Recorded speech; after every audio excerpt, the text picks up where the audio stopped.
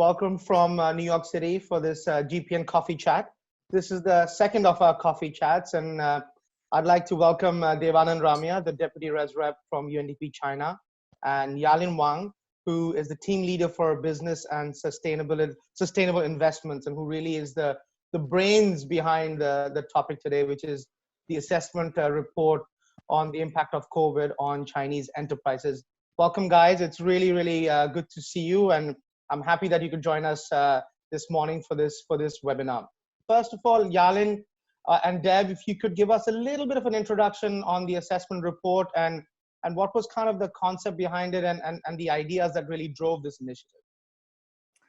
So thanks, Shami. Glad to join. The assessment is the country office's focus on small and medium enterprises as well as privately owned enterprises. We really wanted to see how the COVID was impacting not only from an internal lens in China to understand what's going on in China, but also to review the policy implications for other countries, because as you know, China office already has a big South-South and a global portfolio.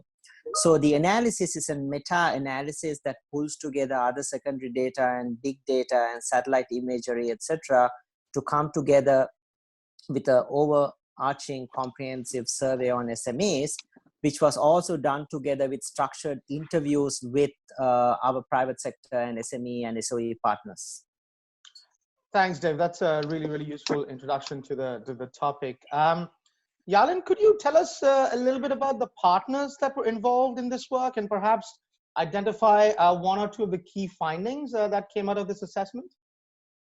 Yeah, thank you. Actually, the two partners were not the first time that to cooperate together, especially like the first one, like a Golden Bee. Actually, this is the one leading consulting firm who is engaged quite a long time for CSR promotion, especially that they are very active to promote SDG in China, especially among the business community. So that's why they do have a well-established network and knowledge about the sustainable development, which we have a lot of kind of communication and negotiation about the concept. And another WeBank actually was introduced by our innovation team, and they are the subsidiary of the Tencent, which is one of the biggest digital kind of key players, a giant in China. And actually, this WeBank is the first digital bank in China, and also was served for over 170 million users in China. And WeBank Moonshot team that we work together this time, actually they built the China first kind of a big data kind of a platform for ESG analyze, and also fueled by AI and other kind of alternative data, like remote satellite imagery or something like that, to try to capture some kind of a micro level data to monitor the kind of operation of the Chinese enterprises. That's very, very interesting. And Yalin, thanks so much for giving us an idea of the partners that UNDP China work with. I want to talk a little bit about the policy recommendations later, but if you could give us a couple of sort of a little bit of information on maybe one or two of the key findings that came out of the assessment. Okay, so actually one of the key findings that we identified through the interview and also the survey analysis that actually the Chinese enterprises impact a lot to the COVID-19, especially as Deb mentioned, our focus is the private owned enterprises and the SMEs. For instance, like half of the enterprises that express that their income will be halved for the first quarter, and also their business impact, especially like some specific industry like tourism and also catering industry. I think this is applied to other places. It's the survey kind of impacted to the COVID-19. But another key very interesting finding is that actually the Chinese enterprises, especially POE, they took a very kind of a swift reaction to accommodate or to adopt the context, especially like industry, like we call the stay-at-home industry, like online learning, like online entertainment. And even like Weibo, which is how to say Chinese version of Twitter, they played a very significant role to collect also like a public opinions through their kind of a platform. So for this kind of industry, they kind of booming during this process to respond to COVID-19. This is really a very important kind of key findings that we identified through the study. Thanks very much, Alan. Of course, given the current circumstances where everyone's working from home, right? Whether it's individuals, whether it's companies, organizations, the impacts obviously are far-ranging. Of course, China was one of the first countries that was severely affected by COVID. So I found it increasingly interesting that you guys managed to collect data from 78,000, I believe, SMEs and POEs in such a short period of time. Like, it was done very, very quickly. Like, could you tell us a little bit more about how you managed to collect data from such a large number of clients or organizations, and what was the role of big data in this?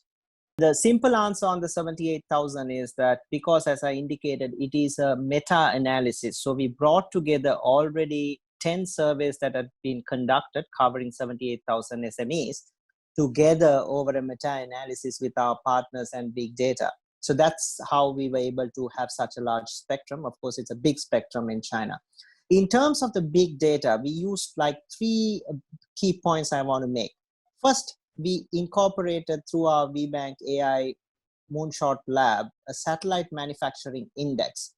So they mined satellite data from infrared and non-infrared images in terms of, for example, heat emanating from steel manufacturing plants, the number of cars parked in factory parking lots, cargo terminal traffic in and out in terms of shipping cargo, etc. So based on that, one set of data on manufacturing index was put together.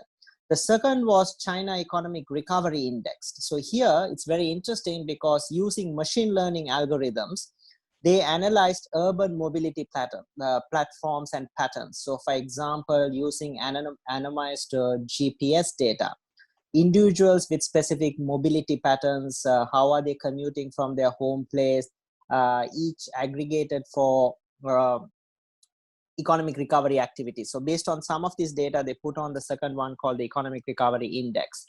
The third is using social media sentiments. So here VBank gathered people's sentiments on 2 fronts. One is the sentiment on using platforms such as online education, online gaming, etc.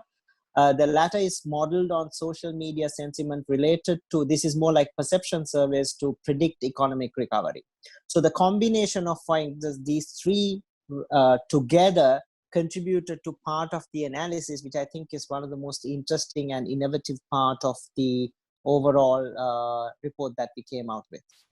I mean, it certainly sounds very interesting. So it looks like what you guys did was you sort of layered the data that you were receiving from different sources, whether it was data that you received online through, as you said, social media chats, or through satellite imagery. And of course, as you mentioned, this is extremely innovative, and it's kind of something new, I guess, that UNDP has been involved in.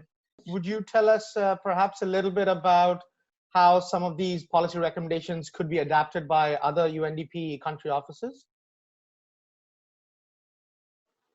Okay, so basically, I think China economy, the size, the scale, and also the central government's fiscal capacity, etc., is very contextualized. But there are certain things that they put in place in terms of safeguarding immediate safety nets for the small and medium enterprises as well as privately owned enterprises is something that I think will be valuable for other countries. Of course, it's not a cookie cutter approach because of the size of the country, but I think there are certain things they put in place to safeguard the supply chains, to give incentives for small and medium enterprises to survive the short-term liquidity crisis for 2 or 3 months that they had initially, like freezing loan payments, and then, other kind of fuel injections that they gave to keep, fiscal injections that they gave to keep the industry running, as well as certain incentives that they put in place to digitalize your non-digital kind of businesses to adapt, which I think will have long-term positive implications. So these are some of the examples I think that other countries can learn from. And actually some of these platforms are open source data. And I think that's again something that other countries should look at. how they can adapt it to their country context instead of reinventing the wheel. Because currently the whole world is going through this challenge, I think some of this can be done very fast. And I think there is also opportunities to negotiate kind of some of the intellectual property rights for others to use it, because there's a goodwill that's generally out there that allows some of these entities to come together. Thanks, Dev. As you mentioned correctly, technology is going to play a massive role going forward, not just as part of our response to COVID-19, but kind of it's going to be a new way of working. Digitalization and digitization of a lot of the work that companies do will definitely be something at the forefront of this. I just quickly wanted to thank you, Dev and Yalin, for joining us today for this GPN coffee chat. We're trying to talk to all our friends and colleagues in different UNDP country offices around the globe and talk about the innovative approaches and kind of assignments that you guys are involved in as you tackle COVID from the field. Thank you very much once again for joining us.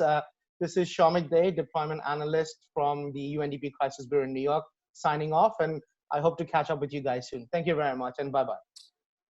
Thank you. Thank you.